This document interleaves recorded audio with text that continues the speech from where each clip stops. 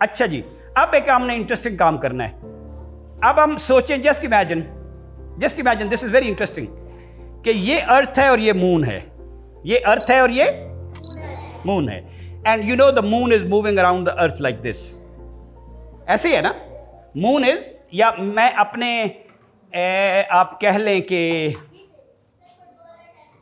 ऐसे कर लेते हैं, कोई आ जाए, आप आ जाए, कोई आ जाए, कोई एक बंदा आ जाए, ऐसे पकड़े, ऐसे पकड़े यस। अब for example this is earth and this is moon, this is, अब मून का फॉर एग्जाम्पल ये फेस है जो हमें नजर आ रहा है, जिसके ऊपर लिखा हुआ है, इसका लोगो बना हुआ है, ठीक। आपको पता है कि मून का हमें हमेशा एक ही फेस नजर आता है, कभी मून की बैक साइड नजर नहीं आती। Humans have never seen the back side of the moon from the earth. तो गोया कि ये पता कैसे मूव करता है, ऐसे, it will always be facing towards the earth. Moon, हमें मून की सिर्फ एक साइड नजर आती है, बैठ जाए please, thank you.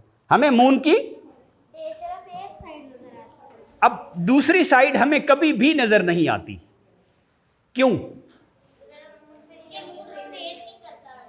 Exactly, moon rotate नहीं करता अर्थ की तरह, ठीक हो गया। Now stick to this point. अब इमेजिन कि ये अर्थ है, वैसे तो वो अर्थ हमारे पास थी, और ये मून है, और ये मून का फेस है जो हमारी तरफ है। मून का जो फेस है ये, जिस पे लोगो बना हुआ है। अब इस मून ने हमेशा इसकी तरफ देखना है। अब it will go like this, it will go like this. अब देखिए, ठीक है ना, it will go like this and it will go like this. लेकिन यहां से लेकर यहां जाने में इसने आधी रोटेशन कर ली है ना, it has moved a little bit, क्योंकि यहां ऐसे खड़ा था ना, facing logo to north, facing logo to, लेकिन इसने अर्थ की तरफ मूव करे रखना है, तो now it is facing south and now back to north. तो इसका मतलब है इसका एक चक्कर लगाने में इसने अपना भी एक चक्कर लगाया है ना। Are you getting this point? कि ऐसे ये गया है, तो अब now it is on this side because it always faces the earth, and now this side and now this side and now this side. तो मून ने एक चक्कर लगाने में एक ऐसे स्पिन भी तो किया है कि नहीं किया? किया है। अब कोई बच्चा आए, जरा मुझे बताए कि मून कैसे रोटेट करता है, जरा इस बॉल की सही मूवमेंट क्या है। Okay, let him do.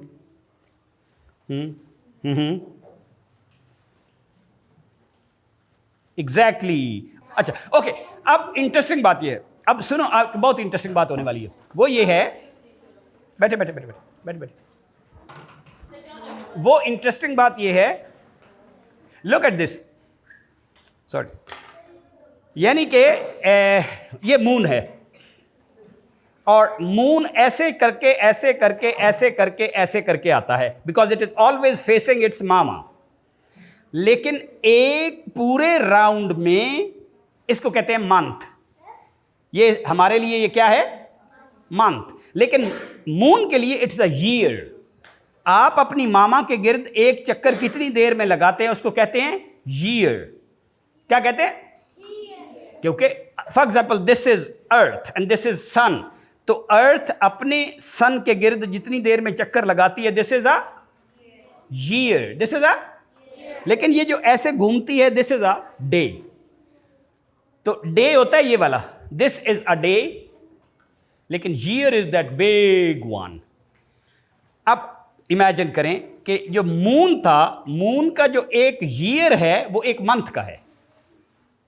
Moon का एक year, because in 1 month it takes a full round. लेकिन मून का एक डे कितना है बोला? डे मीन्स, डे भी 1 month, ईयर भी 1 month। यस, मून का एक डे भी 1 month का होता है, और मून का एक ईयर भी 1 month का होता है। Can somebody explain this? क्योंकि उसने अपने गिर्द स्पिन करने में भी मंथ ही लगाया है, क्योंकि it is always facing its मामा, और उसने मामा के गिर्द रिवॉल्व होने में भी मंथ लगाया है। तो मून का एक साल और मून का एक दिन बराबर होते हैं। मून का एक साल और मून का एक दिन, अब क्यों बोला? कि who can explain? Okay, very good माशाल्लाह. This was a difficult question. ये आपके जो 10th ग्रेडर है उनको भी नहीं आता. सर जैसे ये सन और ये अर्थ है, नहीं नहीं नहीं, अर्थ और मून ही कहें. मतलब अर्थ तो आज से ही रोटेट कर रहा होगा, हाँ, मतलब हाँ. तो कम टाइम में होगा इसके रिलेटिव, लेकिन मून जब रोटेट करता है तो इसके साथ साथ मतलब वो एक रोटेशन तभी करता है जब एक रेवोल्यूशन करता है. हाँ, वेल डन. क्योंकि ये जो स्पिन थी ना, दिस स्पिन, इसको हम स्पिन कह लेते हैं. 1 full spin is a day, but 1 full revolution around its mama, which is sun, is a year. तो मून के केस में एक रेवोल्यूशन और एक स्पिन पे इतना ही टाइम लगता है, which is 1 month. वैसे ये लफ्ज मंथ जो था ना, ये मूंथ था. क्या था? मूंथ. जैसे उससे हमने निकाल लिया मंथ.